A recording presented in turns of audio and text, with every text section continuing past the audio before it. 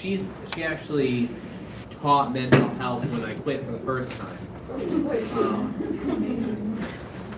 I quit a few times. They always bring me back for some reason. So Pat works as a psychiatric nurse, but also has taught this class for probably 3 or 4 years at some point. So she's very familiar with this class and content. So rather than rearranging your guys' schedule and exams around, we felt the easiest here just for Pat to cover those 3 hours.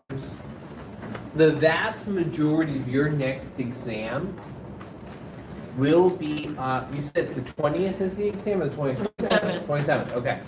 I'm looking at an outline, just the week by weeks. The exam, I will tell you right now, will be 75% the content from the 13th and the 20th of October. I would guess 75%. Content for the exams.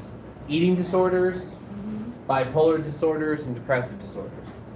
So bipolar and depressive disorders is module 8, the week of the 13th. And then eating disorders, ATI loves eating disorders for some reason. I don't know why. But they do.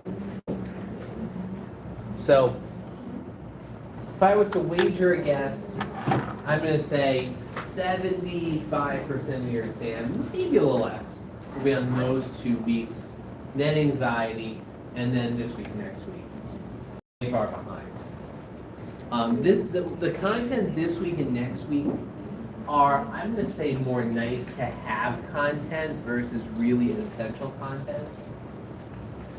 We're going to talk somewhat superficially about child disorders and adolescent disorders.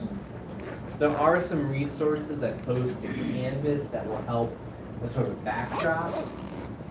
But the real thing you will be expected to know out of these 2 chapters are those things that are very specific to children.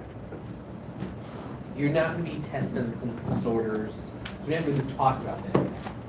This text and corporate LTI force us to do it in this order, where usually we wait until the very end to do child, adolescent, and older adult issues. For older adult issues, there's probably only going to be 5 things that I would have you really study. I'll tell you those next week. So tonight is kind of an easy night where we'll go through some of the content. I was going to show an episode of The Big Bang Theory. Why not?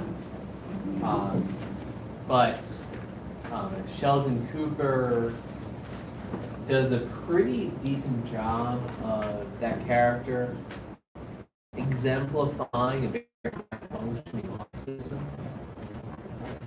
formerly called Asperger's. There's another medical show I'm going to share as well, but we'll see what time goes. Today's an easy day. No questions about the exam? There's only one real question I threw out. 2, although I shouldn't say I threw them out. Accepted multiple responses. One was an example of what is the therapeutic response, or what was the name of the therapeutic response, and the response that most people, not most people, a decent amount, probably the majority, chose was clarifying, but it was really focusing. It was a fine line, so I accepted both. I could see how you could think that, but it's so fine. Give everybody credit for that. And then there's one select all that apply that just demolished people. So I'm like, all right, everybody gets credit for it. So that I just get everybody. Unless there were like 2 or 3 things that were just completely wrong, and like you chose one of those 2, then I'm just kidding. I'm in your guys' corner. I want you guys all to pass. I love you guys. I don't want to see y'all anymore. Unless I teach you, or what I teach. We ain't gotta go home, but we gotta get the hell out of here. Just don't judge me based on term 4's review of infectious diseases. Hopefully no one has told you how that class went. I'll summarize. I just said, I'm passing by. I'm just going to give you guys what's on the exam. The 95. What?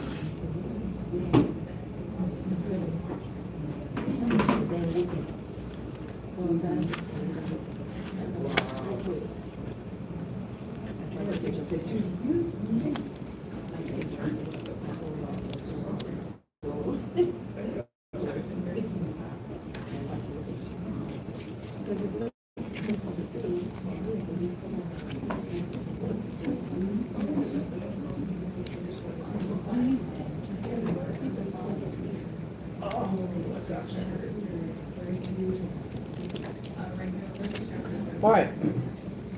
I'm going to focus on the issues that I feel are more critical for you to be aware of, and where I think the exams will focus. Children are generally not the same as adults, as you probably know. And the challenge is, as years go on, not just a magic you turn 18, you all know this, that there are skills that you get better at as you get older. For example, criticism. Adults do better at criticism than children. Teenagers and children also don't have a fully functioning brain, so they make bad decisions all the time. Some people, aka men, never grow up and make good decisions. Just kidding. So there's an awareness that we're going to talk more about the mental health side than now it's in term 3 you guys do ill child, right? I think they integrated that into the MCH course. So you'll be talking a bit about this again. So for me, this is about the mental health disorders more than the actual sort of placating the issues. Major topic number 1.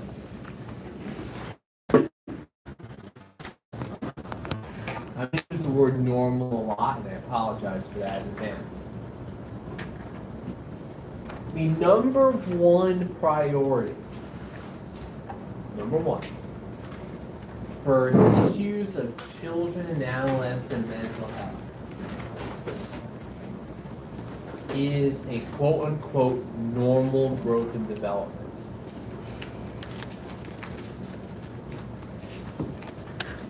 So success with friends, success with school,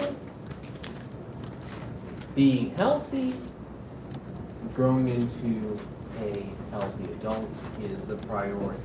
That's true of all the ill child.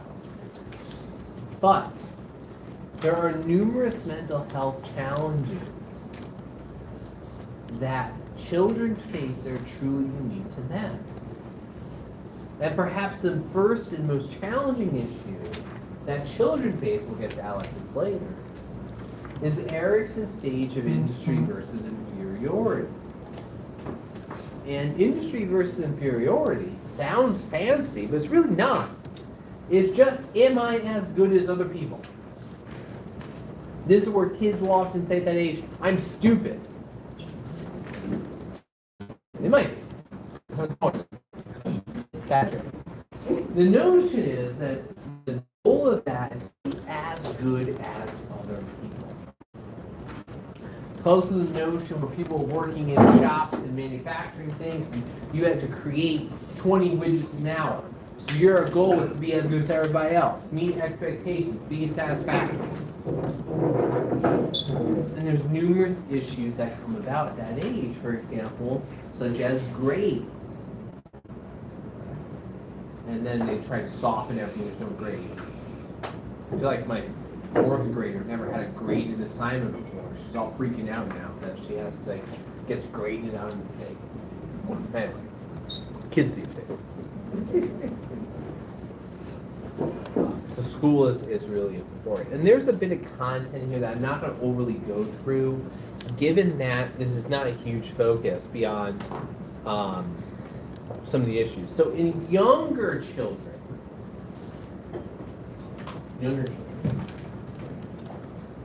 we're talking like the 5 and unders. The major issue is temper tantrums that we need to face. There are other sleeping issues, such as those described here, but really the major challenge is temper tantrums. And temper tantrums, I laugh at this textbook that they would put a number like 50 to 80% of children have temper tantrums between 1 and 10. That to me is hilarious. That the number is not 100%. I've never met a child that has not had a temper tantrum between the ages of 1 and 4. Yeah, that's crazy. You right? But temper tantrums are normal. Why? Because what do kids not like to hear? No. No. And what do kids not know how to do? Control their emotions. Why? Because they never had to before. So kids have to learn it's not okay to punch somebody when you're mad at them. Want to? You can do it. Want to do it all the time.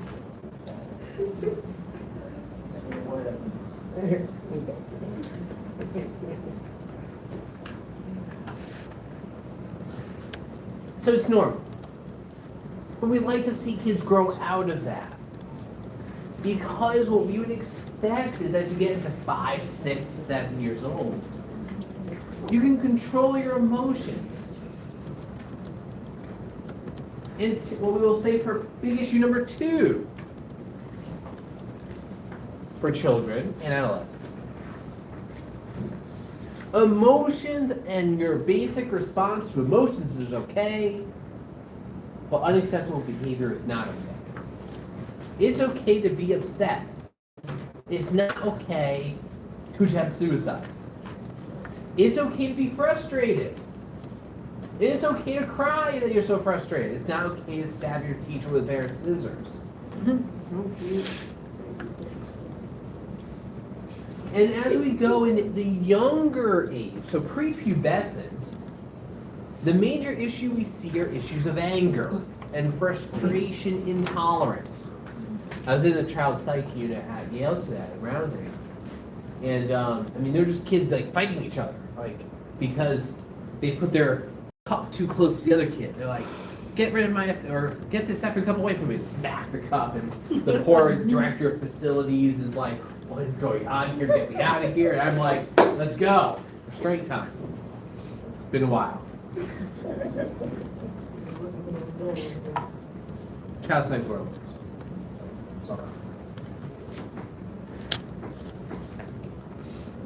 So the text starts to go through So what are the issues or problems with children? Most issues of childhood are not diagnosed or diagnosable.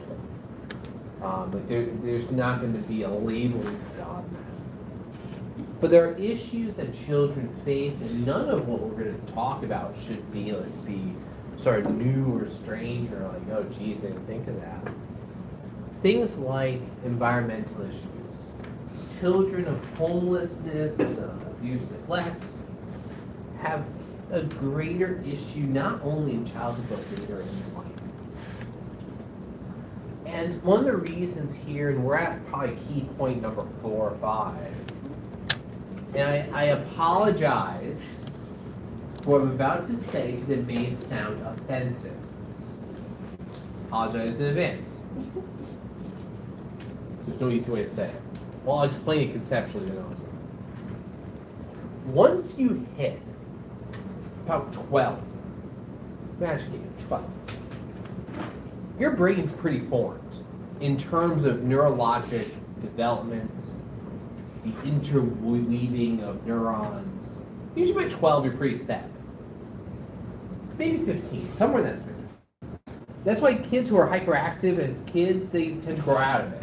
It's because your brain wiring works in a way where it overwires at first, then slowly destroys its own neurons. Again, by like the age of 13, 15, somewhere in that space. That has a major implication for long-term mental health. If you have an individual subjected to a traumatic event in later adolescence or adulthood, your brain chemistry doesn't change. You may have PTSD or other stressful responses to that event. Your brain chemistry is what it is. It's all good. It's not good. It's there. In childhood, abuse, neglect, toxic life situation with parenting can change your actual neuroanatomy for the rest of your life for the worse. So we talk about major traumatic events like sexual assaults. A sexual assault in a 5-year-old is going to have categorically worse impacts than the same sexual assault in a 20-year-old. Not only does PTSD exist in both, but in the case of the 5-year-old, the neuroanatomy changes. And forever will be different. So PTSD in adulthood, you can manage and you can actually see a lot of change in that. In children, it's almost impossible to truly manage. Because you're not just fighting the response in terms of the sort of mental health response to the trauma. Your entire brain chemistry is now different. And we can't just scan your brain anatomy and know what treatment is. So PTSD from a trauma that exists in childhood is extremely difficult to manage, which is why this is such a big issue. These years of growth and development. So we have parental conflicts, both good and bad, too little or too much support and rigidity can be really an issue. Dysfunction with childhood, and then we get into, or dysfunction with the caregivers, leads us then to emotional challenges. It's not about clinical disorders. These are about responses that could rise to a clinical disorder, but what we would consider normal. For example, anxiety is normal, depression is normal. But when we look at adulthood, we've said multiple times that if a person is able to function occupationally, their family, all that, the symptom doesn't rise to an issue of an illness. It's the same thing with kids. The symptoms can be present, but if they don't rise to a level of causing dysfunction or an issue of growth and development, then we would consider that not disorder. So anxieties you'll see here, separation anxiety, normal, avoidance for anxiety at school, such as when grades start, or new school, completely normal.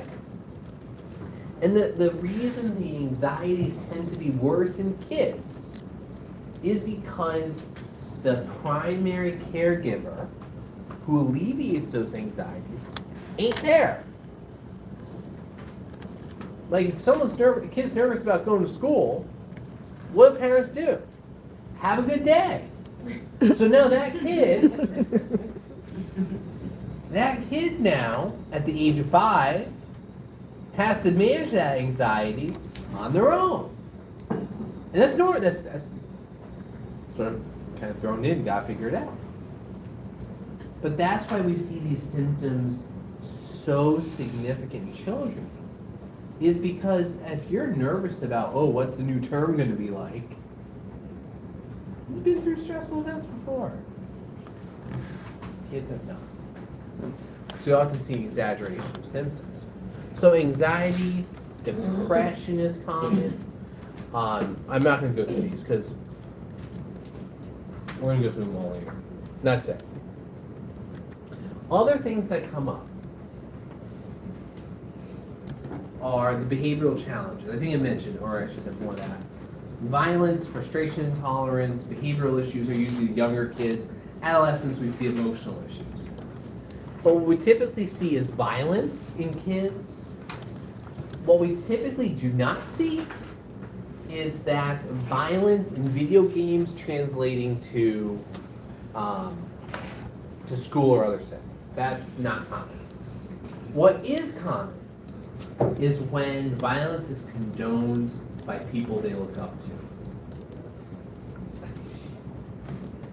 So for example, we know that if a child, let's say a boy, grows up in a household where the father hit the mother if, say, dinner was cold, aka 1950s, they're more likely to do the same. And that's an idea that you don't even know the name is called model. You do what your role model said. Here's an easy social experiment. Buzzwords. Really silly buzzwords. Why do they become buzzwords? People do what other people they look up to do. And there's no better experiment than this than Labubu's. Got a few people that people looked up to that have Labubu's, and I see they're crazy.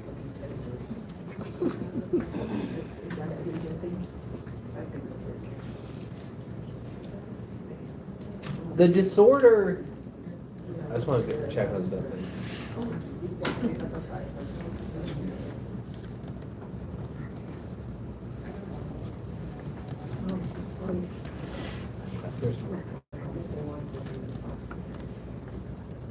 Oh, it's time for break. Let's go on break. See you in a bit. We'll come back. I want to do more about ADHD. We'll come back and start with ADHD. We'll see you in a bit. Take your time. You can go grab lunch too. Dinner too. Whatever you want to